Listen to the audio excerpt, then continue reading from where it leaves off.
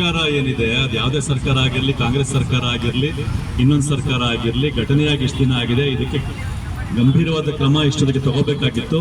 ಈ ತಗೊಳ್ಳದೆ ಇರೋದಕ್ಕೆ, ಅದನ್ನ ರೆಕಗ್ನೈಸ್ ಮಾಡದೇ ಇರೋದಕ್ಕೆ ಈ ಸರ್ಕಾರವನ್ನ ನಾವು ಈ ಘಟನೆಗೆ ಸಂಬಂಧಪಟ್ಟಂತೂ ಯಾವುದೇ ಒಂದು ದ್ವಂದ್ವ ಇಲ್ಲದೆ ಸ್ಪಷ್ಟವಾಗಿ ಸರ್ಕಾರವನ್ನ ಈ ಒಂದು ಸಮಸ್ಯೆಗೆ ಸಂಬಂಧಪಟ್ಟಂತೆ, ಈ ವಿಷಯಕ್ಕೆ ಸಂಬಂಧಪಟ್ಟಂತೆ ಈ ಸರ್ಕಾರಕ್ಕೆ ನಾವು ಒಂದು ಧಿಕ್ಕಾರ ಕೂಗಲೇಬೇಕು.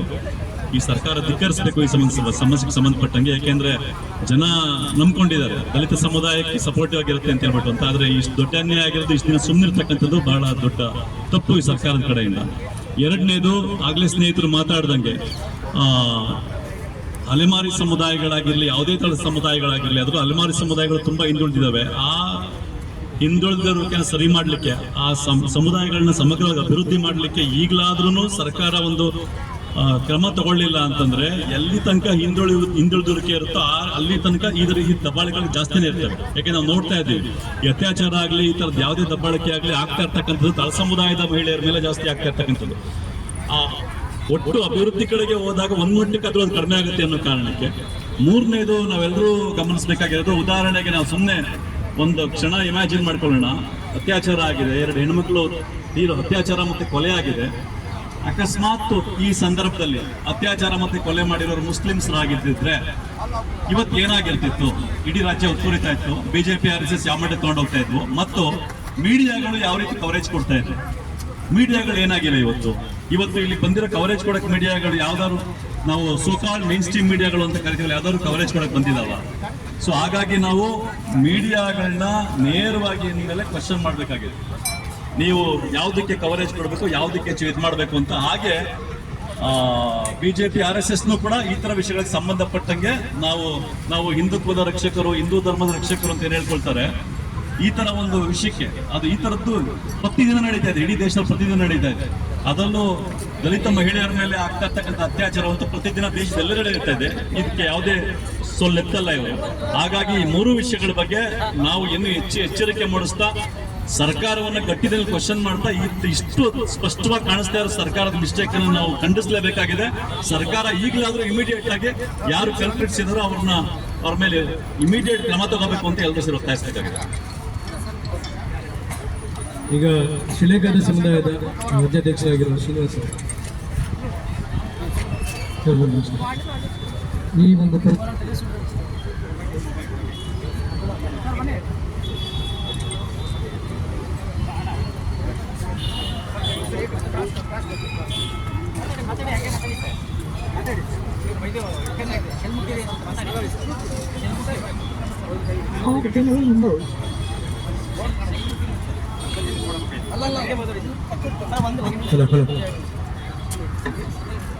ಪರಿಸ್ಥಿತಿ ಸ್ವಾತಂತ್ರ್ಯ ಬಂದು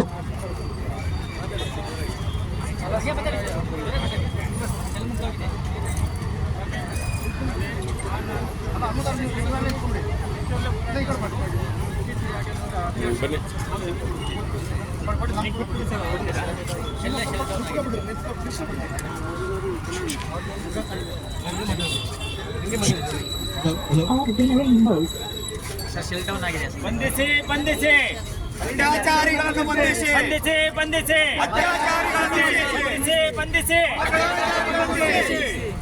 ಬಂಧುಗಳೇ, ಈ ಹೋರಾಟಕ್ಕೆ ಬಂದಿದ್ದಕ್ಕೆ ಎಲ್ರಿಗೂ ಧನ್ಯವಾದಗಳು. ನಿನ್ನೆ ನಾವು ಈ ಹೋರಾಟನ ಇನಿಷಿಯೇಟ್ ಮಾಡೋಕ್ಕೆ ಮೂಲ ಕಾರಣ ನಮ್ಮ ತಮಟೆ ಮೀಡಿಯಾದ ಅಶ್ವಿನಿ ಅವರು ರಾಯಚೂರಿಗೆ ಏನೋ ಬೇರೆ ಕಾರಣಕ್ಕೆ ಹೋಗಿದ್ರು. ಅಲ್ಲಿ ಅವ್ರಿಗೆ ಗೊತ್ತಾಗಿ ಇದನ್ನು ತುಂಬ ಮರುಗಿ ಇದನ್ನು ಮಾಡಬೇಕು ಅಂತ ಅಂದ್ಬಿಟ್ಟು ಹಾಗೆ ಅವ್ರೀಗ ಇದು ವೈಂಡ್ ಅಪ್ ಮಾಡಿಬಿಡ್ತಾರೆ ಪೂರ್ತಿ ಮಾತಾಡಿ ಮಧ್ಯೆ.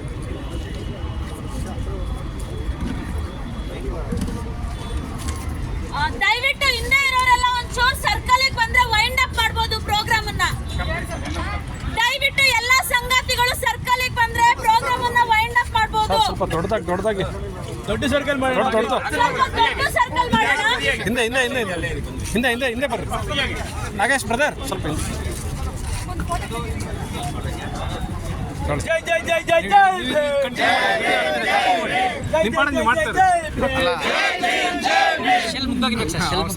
ಅತ್ಯಾಚಾರಿಗಳನ್ನು ಬಂಧಿಸಿ ಬಂಧಿಸಿ ಅತ್ಯಾಚಾರಿಗಳನ್ನು ಬಂಧಿಸಿ ಬಂಧಿಸಿ.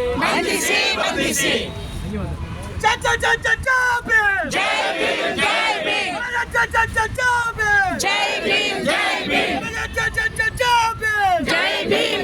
ಭೀಮ್ ಜೈ ಭೀಮ್ ಜೈ ಭೀಮ್ ಜೈ ಭೀಮ್ ಬಂಧಿಸಿ ಬಂಧಿಸಿ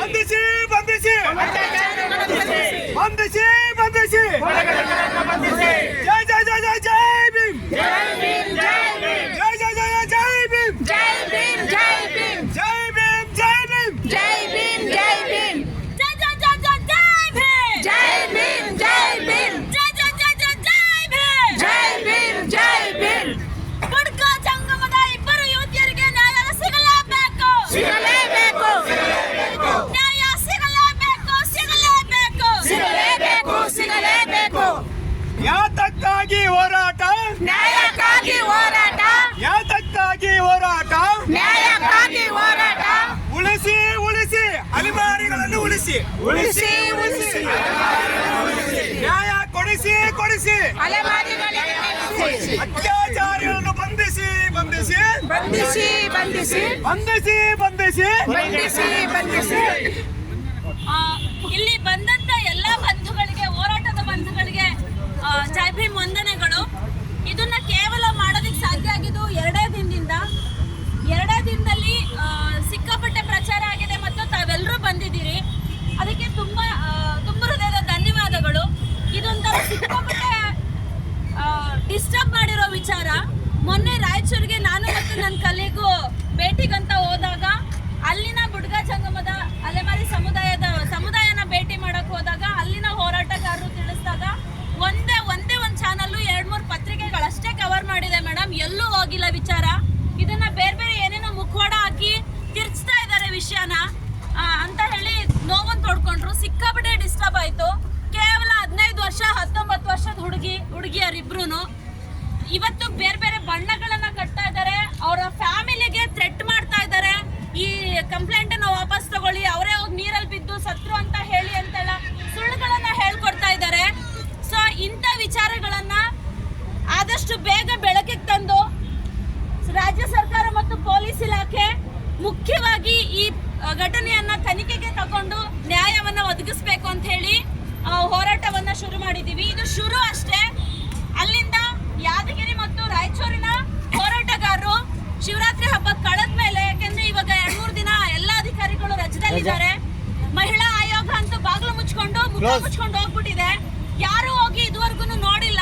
15 ವರ್ಷದ ಇವತ್ತೇನಿದ್ದಾರೆ ಅವ್ರ ತಾಯಿ ತುಂಬಾ ಕ್ರಿಟಿಕಲ್ ಆಗಿದ್ದಾರೆ. ಅವ್ರ ಹೆಲ್ತ್ ಇಶ್ಯೂ ಸರಿ ಇಲ್ಲ. ಸಹಾಯ ಮಾಡಿ ಅಂದ್ರೆ ಹೆಣ್ಮಕ್ಳಿಬ್ರು ಚಿಂದ್ಯ ಆದ್ಬಿಟ್ಟು ಇಡೀ ಕುಟುಂಬವನ್ನ ಸಾಕ್ತಿದ್ದಂತ ಹೆಣ್ಮಕ್ಳು ಇವತ್ತು ಅವರು ಇಲ್ಲ ಆಧಾರವಾಗಿ. ಮತ್ತೆ ಕಳ್ಕೊಂಡಿರೋ ತಾಯಿ ಕರುಳುಗಳು ಸಿಕ್ಕಾಪಟ್ಟೆ ಡಿಸ್ಟರ್ಬ್ ಆಗಿದ್ದಾವೆ. 19 ವರ್ಷದ ಯುವತಿಯ ಅಪ್ಪ ಒಬ್ಬರೇ ಇರೋದು, ಅವರು ಕೂಡ ತುಂಬಾ ಡಿಸ್ಟರ್ಬ್ ಆಗಿದ್ದಾರೆ. ಅವರು ಶಿವರಾತ್ರಿ ಹಬ್ಬ ಮುಗಿದ ಮೇಲೆ ಬೆಂಗಳೂರಿಗೆ ಮಿನಿಸ್ಟ್ರಿಗಳನ್ನ ಭೇಟಿ ಮಾಡಿ, ಸಮಾಜ ಇಲಾಖೆ, ಕಲ್ಯಾಣ ಇಲಾಖೆಯನ್ನ ಭೇಟಿ ಮಾಡಿ ಕಂಪ್ಲೇಂಟ್ ಅನ್ನ ಕೊಡೋದಕ್ಕೆ ಅಂತ ಬರ್ತಾ ಇದ್ದಾರೆ. ಸಾಧ್ಯವಾದಷ್ಟು ಅಲ್ಲಿನ ಹೋರಾಟಗಾರ ಜೊತೆ ಕಾಂಟ್ಯಾಕ್ಟ್ ಅಲ್ಲಿ ಇದೀವಿ ನಿರಂತರವಾಗಿ. ಅವತ್ತಿನ ವಿಷಯವನ್ನ ತಿಳಿಸ್ತೀವಿ. ದಯವಿಟ್ಟು ಎಲ್ಲರೂ ಜೊತೆಗೂಡಿ ದೊಡ್ಡ ಮಟ್ಟದಲ್ಲಿ ಮುತ್ತಿಗೆ ಹಾಕಿ ಇಲಾಖೆಗೆ ಮನವಿಯನ್ನ ಸಲ್ಲಿಸೋಣ. ಇಷ್ಟೊತ್ತಿಗಾಗ್ಲೇ ಅಧಿಕಾರಿಗಳು ಮನೆ ಬಾಗ್ಲಿಗೆ ಹೋಗ್ಬೇಕಾಗಿತ್ತು. ಆದ್ರೆ ಅವರನ್ನೇ ಕರೆಸ್ಕೊಂಡು ಅವರನ್ನೇ ಅಲಿಯೋ ತರ ಮಾಡಿ ನ್ಯಾಯ ಕೂಡ ಕೊಡದೆ FIR ದಾಖಲೆ ಆಗಿದ್ರು ಕೂಡ ಅವ್ರಿಗೆ ಯಾವುದೇ ತರದ ಕಠಿಣ ಕ್ರಮವನ್ನ ಜರುಗಿಸದೆ ಆರೋಪಿಗಳನ್ನ ಕಂಡಿಡಿದೆ. ಗೊತ್ತಿದ್ರು ಕೂಡ ಅವ್ರನ್ನ ಸೇವ್ ಮಾಡ್ಕೊಳ್ಳುವಂತಹ ಮನಸ್ಥಿತಿಗೆ ಹೋಗಿದೆ ಇಲಾಖೆ ಮತ್ತು ಸರ್ಕಾರದ ವ್ಯವಸ್ಥೆ.